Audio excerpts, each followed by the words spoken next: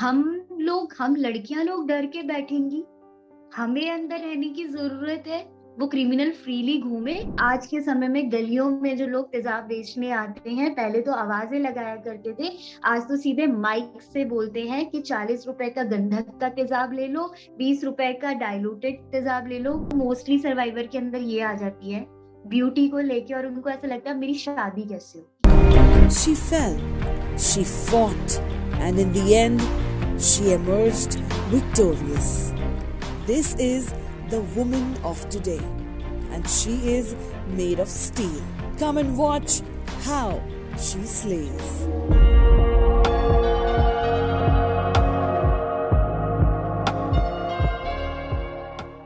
हाय, मेरा नाम लक्ष्मी है और मैं हेल्थ शॉर्ट्स में आज मैंने अपनी वो जर्नी आप लोगों के सामने रखी है, और मुझे अपनी जर्नी शेयर करने में बहुत अच्छा लगा। आई होप आपको मेरी जर्नी यहाँ पे पसंद आई हो।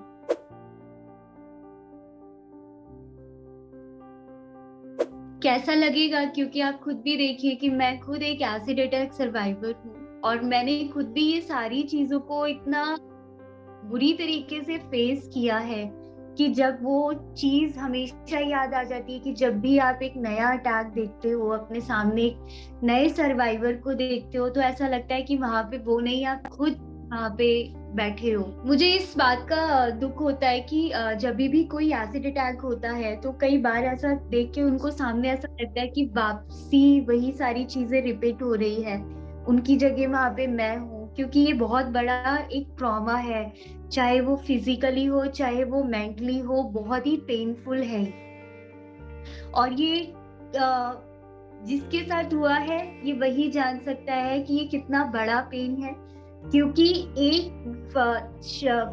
अगर आप फेस देख रहे हैं, ये मेरी 7 सर्जरीज के बाद है। मैं अपने आप को इस चीज के लिए लकी मानती हूँ कि मेरा एक अच्छा ट्रीटमेंट हुआ है और कम से कम ऑपरेशन हुए। मेरे और भी बाकी ऑपरेशंस हैं, लेकिन ये ट्रॉमा सिर्फ उस सर्वाइवर को ही नहीं, उसके पूरे परिवार को भी होता है, क्योंकि अटैक एक पर्सन पे ही नहीं, उसके पूरे परिवार पे ही होता है।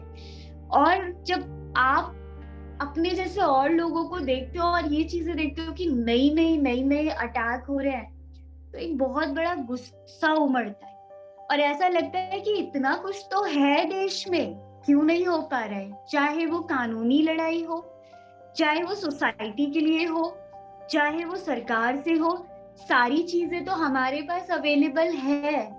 क्या नहीं है हमारे पास? चाहे आप यहाँ पे फास्ट ट्रैक कोर्ट की बात करो, चाहे सुप्रीम कोर्ट की बात करो, यहाँ पे सब कुछ है हमारे पास। क्यों हमारे हाथ क्यों बंधे हुए हैं किसी मुजरिम को उसको पनिश करने के लिए? किस लिए बंधे हुए हाथ? जब वो क्रिमिनल साबित हो जाता है, क्यों हमारा कानून एक अच्छा जजमेंट नहीं दे पा रहा है? क्यों वो खौफ नहीं आ पा रहा है क्रिमिनल्स के अंदर?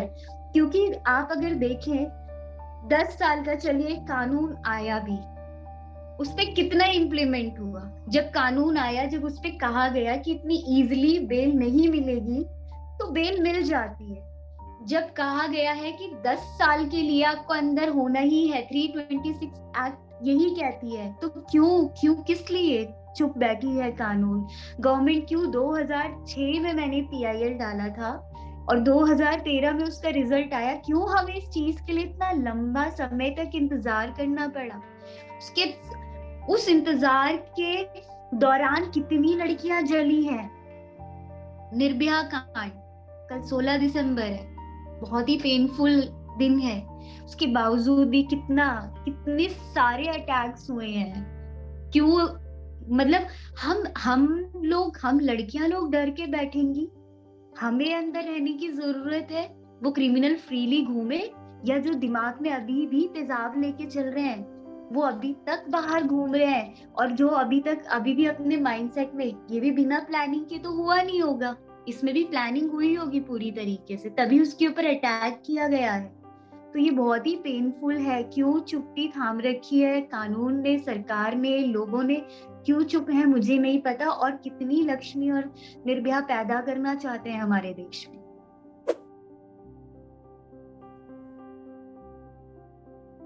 मैं आपको एक चीज ये भी बताऊं कि लोगों के जो लोग बेच रहे हैं उनके मन में कोई खौफ नहीं है। सुप्रीम कोर्ट ने जब अपना ऑर्डर दिया 2013 में, हमने मतलब मिलके और लोगों को रिक्वेस्ट की कि चलो आप लोग भी आगे आओ, और हम लोग एक कैंपेन, हमारी फाउंडेशन है द लक्ष्मी फाउंडेशन, उसका कैंपेन स्टॉप सेल एसिड हम लोगों ने शुरू किया।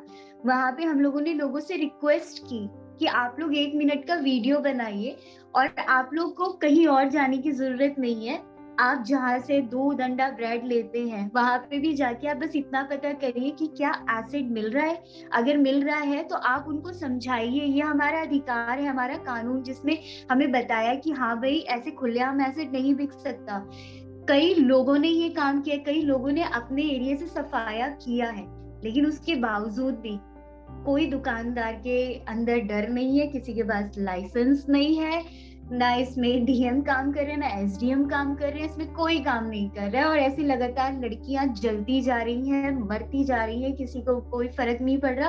और आज हम सिर्फ 2 दिन के लिए बात करेंगे, सब शांत हो जाएंगे, फिर से एक और नई निर्भया या लक्ष्मी दोबारा मिलेगी हमारे देश में।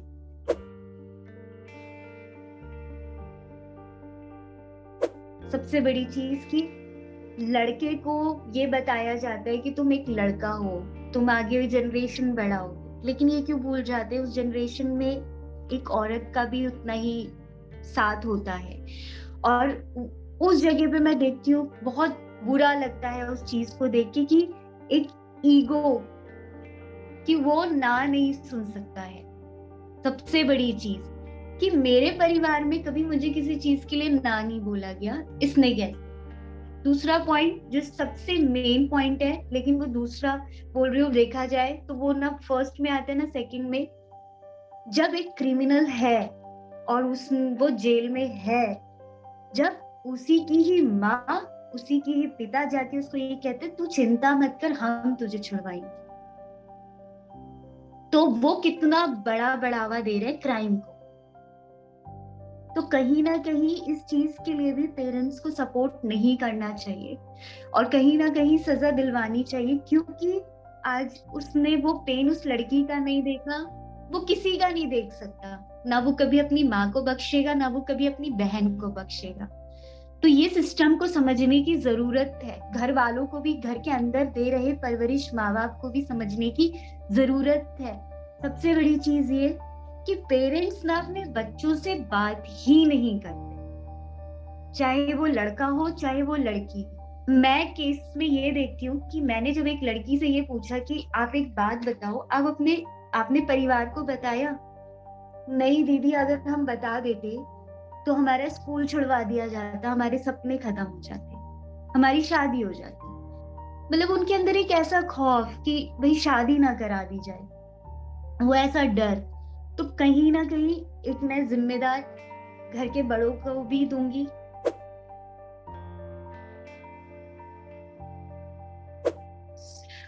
जब भी फर्स्ट फर्स्ट अट्रैक्शन होता है हम लोगों का, पहली चीज पेरेंट्स, दूसरी चीज सर्वाइवर, दोनों ही एक ही नाव में सवार होते हैं और दोनों को ही संभालना पड़ता है। उस टाइम पे दोनों ही इम्पोर्टेंट होते हैं, क्योंकि हमें मतलब अगर हम ये देखें, सबसे पहले हम पेरेंट्स से बात करते हैं। उसका कारण ये, क्योंकि जब पेरेंट्स अपने बच्चे को समझाता है तो ज्यादा हौसला मिलता है। जब उसे लगता है कि नहीं, मेरे माँ बाप मेरे साथ हैं, तो मुझे कुछ कर गुजरना है, मुझे समझना है, मुझे जीना है। तो हम पहले पेरेंट्स को काउंसलिंग करते हैं, क्योंकि कई सर्वाइवर ये कहते हैं मेरे साथ क्या हो गया। कई सर्वाइवर में यही चीज, क्योंकि आपको मैं बताऊं, मोस्टली सर्वाइवर के अंदर ये आ जाती है ब्यूटी को लेके, और उनको ऐसा लगता है मेरी शादी कैसे होगी। सबसे पहली चीज यही होती है मन में कि अब मेरा क्या होगा और मेरी शादी कैसे होगी, मुझे कौन अपनाएगा।